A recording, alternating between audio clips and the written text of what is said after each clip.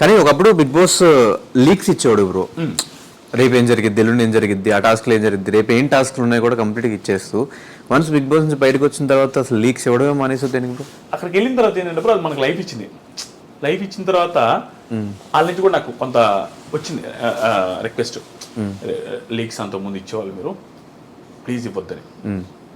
నేను చెప్పా కదా, నాకు హ్యూజ్ రెస్పెక్ట్, నేను ఫుల్ గ్రాటిట్యూడ్ పర్సనాలిటీను. నాకు ఒకటి ఇంత చేస్తే నేను ఇంత చేస్తాను, అవకాశం వచ్చిన ప్రతిసారి నేను చేయడానికి ట్రై చేస్తూనే ఉంటాను అంతే. నాకు ఇప్పుడు రాహుల్ అన్న వచ్చిన సెలూన్గా రిబన్ కటింగ్ చేశారు కదా, రాహుల్ అని ఏది లైఫ్ అంతా నేను గ్రాటిట్యూడ్, ఏదైనా కూడా రాహుల్ అన్నకి వెళ్ళిపోద్ది అనుకుంటే నేను చేస్తూనే ఉంటాను. ఆయనకి చెప్పలే, నేనే చేస్తుంటాను. తెలియకుండా ఆయనకి ఏమైనా అవసరం నేనే రీల్ చేస్తా, ఆయనకి ఏమైనా అవసరం నేనే షేర్ చేస్తా, ఆయన అడగడు.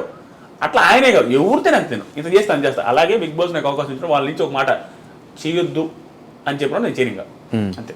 సో ఫైనల్గా ఈ ఇయర్ 2024లో బిజినెస్ ఒకటి స్టార్ట్ చేశారు అండ్ 23 ఎండింగ్లో 24 నుంచి ఈ సెలూన్ బిజినెస్ ఎందుకు స్టార్ట్ చేశారు బ్రో?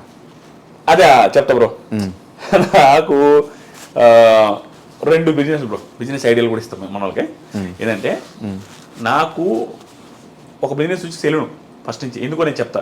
2 వచ్చి కారు వాష్ ఒకటి, 3 వచ్చేసరికి ఏదైనా రెస్టారెంట్ లాంటిది ఏదైనా ఫుడ్ రిలేటెడ్ ఏదైనా పెట్టుకుందాం. ఆ 3 ఎప్పటి నుంచి అనమాట 2018 నేను డబ్బులు సంపాదించడం స్టార్ట్ అయినప్పటి నుంచి ఈ 3 ఒకటి పెట్టుకుందామని ఉంది. ఎందుకంటే అది లైఫ్ లాంగ్ ఎప్పుడు ఉంటుందని అనిపించింది. ఎందుకంటే కారు వాష్ నేను ఎక్కడికి వెళ్ళినా కార్లో అక్కడ వెయిటింగ్లో ఉంటాయి, ఆడు వాష్ చేసేసరికి మనం ఒక అరగంట గంట 2 గంటలు ఆగాల.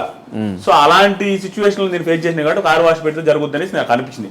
సెలూన్ నువ్వు ఎవరికైనా ఏ బిజినెస్ అయినా లాస్ రావచ్చు, loss in the sense customers లేకపోవడం, డబ్బులు అని కాదు నేను చెప్పేది, కస్టమర్స్ లేకపోవడం జరగచ్చు. కానీ సెలూన్ బిజినెస్లో కస్టమర్ లేకుండా ఉండదు, ఎవరికైనా పెరగాల్సిందే, ఎంటుకలు రావాల్సిందే, గడ్డం రావాల్సిందే, కటింగ్ జరగాల్సిందే, నాన్ సీజనల్ బిజినెస్.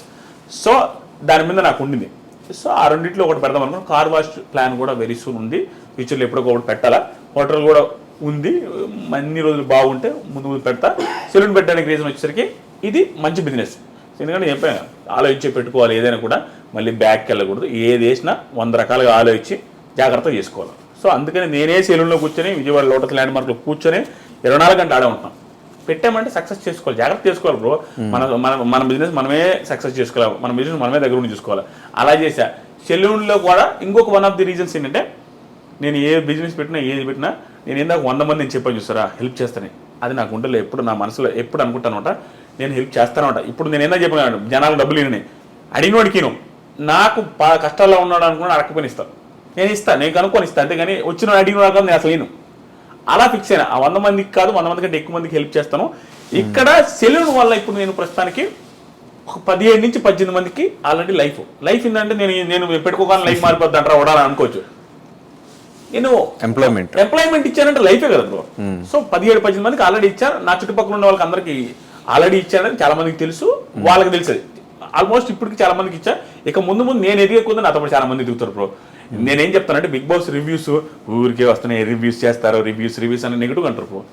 ఎందుకు బ్రో నెగిటివ్ నాకు అర్థం కదా. రివ్యూస్ అనేది ఒక కేటగిరీకి వచ్చేసింది. దానివల్ల వాళ్ళ ఫ్యామిలీస్ ఆ తర్వాత వాళ్ళ కింద పనిచేసే వాళ్ళందరూ బతుకుతున్నారు బ్రో.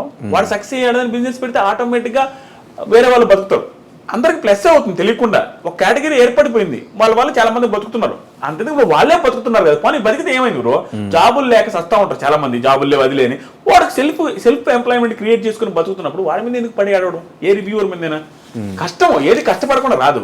సో కాబట్టి నేను ఎదిగే కొద్దీ నాతో పాటు 10 మంది ఎదుగుతూనే ఉంటారు. నాకు ఆ మైండ్ సెట్ ఎప్పటికీ ఉంటుంది.